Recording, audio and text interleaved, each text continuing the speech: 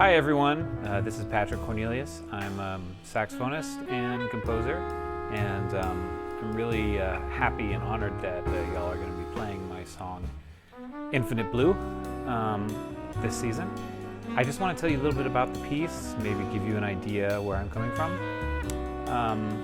So I originally wrote this when I was on an airplane. I was sitting on in a window seat, and I was sort of looking out into the great blue expanse, as it were, and this idea for a soaring melody came into my head.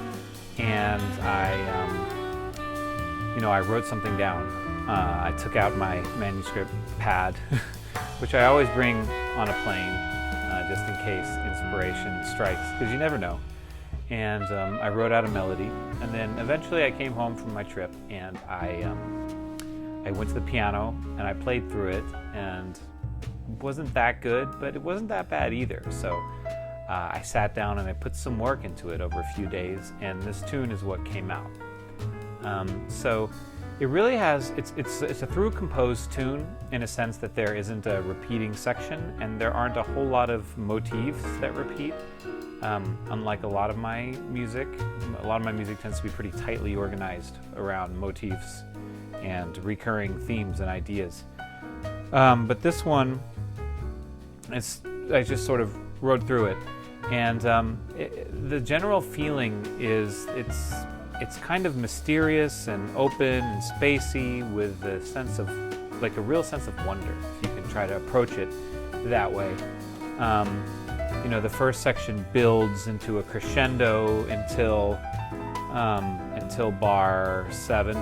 So, bar 5 we have ba boo ba ba da da boo da doo ba ba da da doo doo. So it's really important that wherever I've written rests in the rhythm section part, that there's absolute silence there from the rhythm section, because there needs to be drama between space and notes. And and then the B section here, it's sort of like a vamp, and it should start very mellow and build not only in volume but in density. So the sort of stuff the rhythm section is playing behind both the melody and the soloist should gradually increase as the dynamics increase with each repetition. And then when we're coming out of that, then it's got to be big and climactic, and then it comes right down for the part that goes, and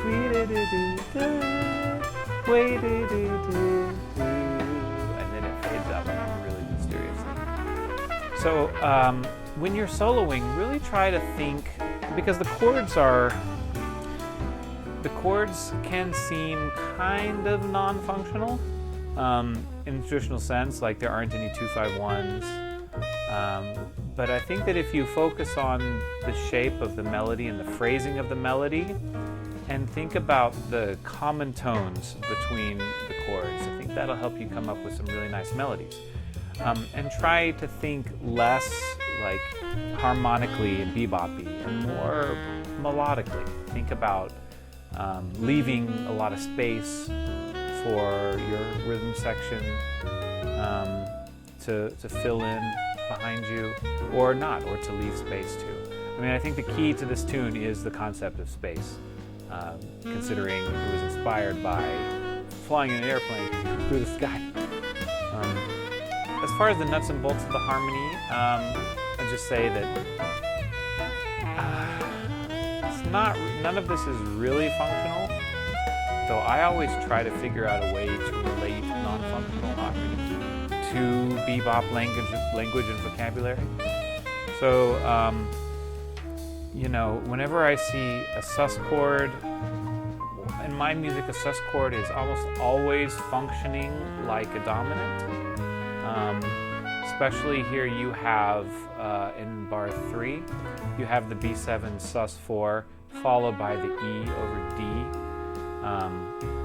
And so I'm thinking about the B7 sus resolving to the E over D, which I'm thinking about when I'm improvising mostly as also an E7 sus, even though I want the rhythm section to play E over D as a soloist, I sort of think about it. And and skipping ahead to the B section, C major 7, sharp 11 to A flat minor over and over again. That's like a vamp sort of idea. And really, you can think about it as two different key centers to base your melodies off of, if that helps you avoid falling into bebop-y sort of cliches here. By the way, there's nothing wrong with bebop cliches in general. I would be very hypocritical if I said that there was. But in this section, you can think about it as like a G major key center going down a half step to a G flat major key center. If that helps you, you can think about shifting a half step down and back up. I think about it like that sometimes. Then in bar 23, not 23, you guys have an arrangement, it's different bar numbers, I'm sorry. When you have this chord, concert A major 7 sharp 11 over C sharp, which is, by the way, one of my favorite chords in the whole world, I always think about that as C sharp minor Aeolian. You know that because I'm sure you know that. But anyway, that's what I'm thinking about here. I'm thinking about it more as a C sharp minor. And that's it. Have fun with the piece. If you have any questions, you can email me, and I'll be happy to talk to you about it. All right. Thanks again, and have a great one.